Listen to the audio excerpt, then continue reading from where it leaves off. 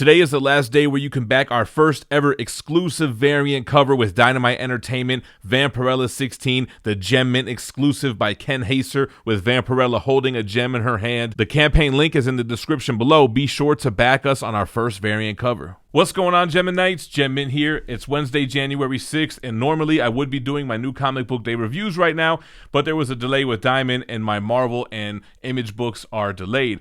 But I did get all the DC books early, and it's kind of fitting because this is the dawn of a new era of DC with Future State, at least for the next couple of months. Is it terrible? Is it trash? Let's find out. Before we get started, make sure to hit that subscribe. We're giving away this Batman Killing Joke CGC 9.8 once we hit 110,000 subscribers. If you stay to the end of the video, I'll let you know what you got to do to enter. This is going to be spoiler-free, or at least as spoiler-free as I can, and we cannot talk about Future State without talking about two books first. Got to talk about Death Metal, issue number 7, the finale of Death Metal, Scott Snyder, Greg Capullo. The best issue of Death Metal that I've read. This was by far my favorite one, the final battle between Wonder Woman and the Batman Who Laughs, the Batmanhattan Who Laughs. I really like how they tied up the loose ends. I'm not going to give a spoiler, but it directly leads into Future State, but not only Future State. So that's kind of the cool thing about Future State, and it makes sense on why this is just like a little 3-month arc. So definitely a great issue to wrap up the Death Metal series. And kind of like a metaphor for comics in general and how creators have a hand in creating and ending multiverses. So I thought that was really smart. That's kind of what I got out of it. So before we talk about Future State, let's talk about Generation Shattered. This is a one-shot that's written by Dan Jurgens, Robert Venditti, and Andy Schmidt. You have a ton of artists on here as well. Ivan Reyes, John Romita Jr., Kevin Nolan, Rags Morales, Doug Braithwaite, Emma Lupacino, and more. Although it didn't really feel like a lot of different creative teams. This is an oversized issue, kind of a trade paperback format, but it's one solid story. It stars Kamandi, and he gets visited by a futuristic Booster Gold with his AI Infinity Gauntlet. What is it, Skeets? Anyway, this takes Kamandi traveling through time while the events of Dark Knight's Death Metal are happening, and everything is kind of being destroyed. So it's his journey during this time, going through time, Dan Jurgens, and trying to recruit a team to help combat this world-ending threat. So I kind of think it's cool because it feels like this is going to go off in this direction while we have another direction going on right now with Future State. So let's start off with New Batman. This is by Ridley, Thomas, and Jenkins, but you have other creators here because this oversized issue is really 3 issues in one. You have a Batman story, you have an Outsider story, and an Arkham Knight story. The creative team on the other issues are Darrington, Kumar, Herbert, Fernandez, Bonvillain, Belair, and El Taib. So first of all, amazing cover on the next Batman. I thought the next Batman issue is really solid. I like the paper stock of the comics. It's not that shiny, glossy paper. It has that paper feel to it. Incredible artwork in the next Batman, and we're in this universe, this kind of dystopian future, not too far away, but things are a little bit different. Masks are outlawed, so Batman, who wears a mask, is taking down criminals who wear masks, but he goes out of his way to even rip their mask off before they get caught so that they don't get, that extra charge. Bruce Wayne exists in this universe, unclear as to really what happened to him or where he is, but you have Luke Fox, the son of Lucius Fox, who's taken up the mantle of Batman temporarily. So far, I was digging it. The Outsiders and the Arkham Knight stories, I kind of felt were just boring. They weren't like bad stories. They just were not interesting, kind of like a chore to get through. But they also had good artwork, but pretty meh to me. Moving over to Swamp Thing. So Swamp Thing, this is just a regular single issue. This is by Ram V, who I've heard a lot about Ram V. I'm not really familiar with other stories that he's written, but this one was really good, man. You had artwork by Perkins, and you had Chung on this book as well.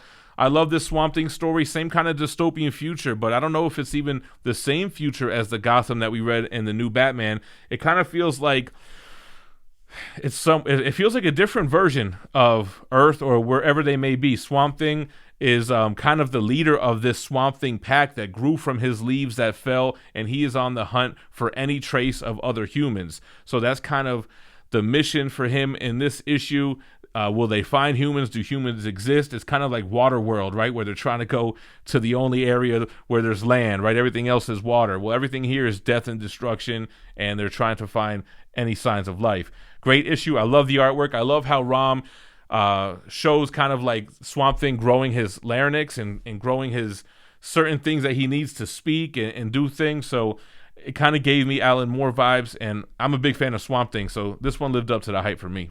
Superman of Metropolis. This is another issue similar to the new Batman. They have a couple of stories in here. Yeah, 3 stories. You have Lewis, Easton, Timms, Hammer, DeLandro, Oming, L-Tab again, Martin, and Louise. This is the Jonathan Kent version of Superman in a Metropolis where there is no Superman. Superman is not here right now, similar to Bruce Wayne. Don't know where he is. He's off somewhere else.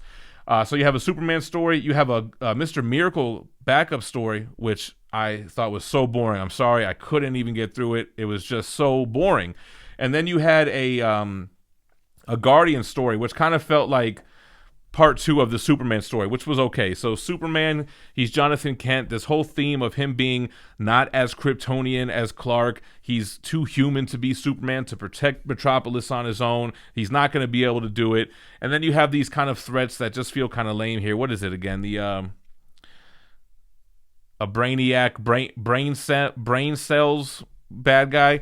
I don't know. Wasn't really interesting. Artwork was pretty good, though. I got to say, I know there's been a lot of speculation on will Future State be good, and it's not like the stories were bad. I just felt like these 3 issues or these 3 stories within the Superman book were just kind of boring. Then we got the new Wonder Woman. So this is by Jones and Belair. I thought this was a really great issue. I love the art style on here. It looks futuristic, yet the background looks like old school comics.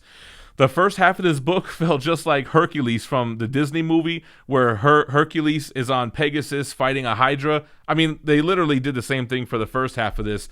And then, what's her name? It's not Diana, it's Yara.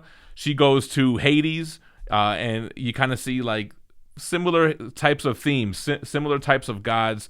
Again, you're in this kind of futuristic future state, obviously. She's more in like this jungle environment, but I say futuristic, but hers almost seems like it's in the past. It's somewhere different, but I did enjoy this book. I thought the drawing was excellent, and it was actually written really well. The way that this flowed, it felt like it was more of a page turner, whereas the Arkham Knight story or even the Outsider story was like a chore. All right, let's go over to The Flash. This is by Vetti, Eaglesham, and Itea.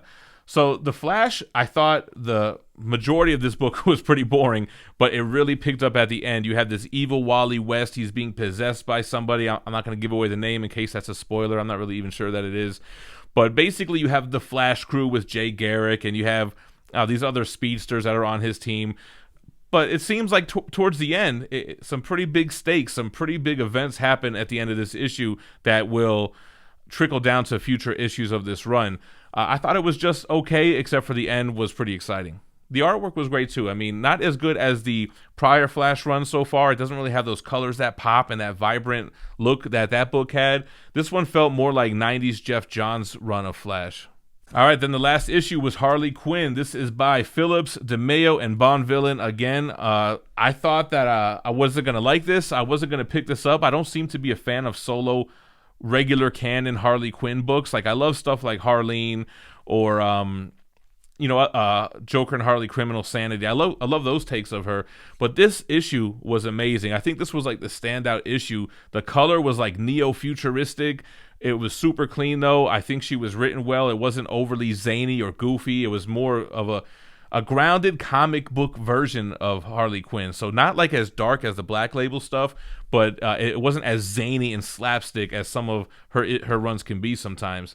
So I thought the villains were cool. She's being captive by Jonathan Crane, who gave up the Scarecrow moniker, and he's kind of trying to Suicide Squad her into capturing other villains. That's kind of the story that we got going on here. But I enjoyed it. I think all of these issues, I'll probably pick up the next issue. The Superman was kind of tough. I don't know. But overall, with Future State for the first wave, for the first week, I was pleasantly surprised, and I had a good feeling about it. I know a lot of stuff in the media out there, it was kind of like, what's going to happen with this future state. They're changing everybody. They're doing this, they're doing that. But I think especially being a 3-month little, whatever you want to call it, reboot, knowing that there's an end and knowing kind of how death metal led into this kind of makes it fun for me. So I was definitely digging it. Let me know what you thought about the DC Comics this week in the comments below. I do plan to pick up my Marvel books and read Thor, Venom. I got to read Crossover issue 3, and I'll try to drop that as soon as I can, as soon as the books come in. As far as the giveaway for the Batman Killing Joke CGC 9.8, all you got to do is be subscribed to the channel and comment below. Once we hit 110,000 subscribers, I'll pick a random video where I promoted the giveaway and use a random YouTube comment generator to pick a worldwide name. I appreciate you guys watching. Check out my other new comic book day reviews in the playlist to the right, and stay minty fresh. Peace.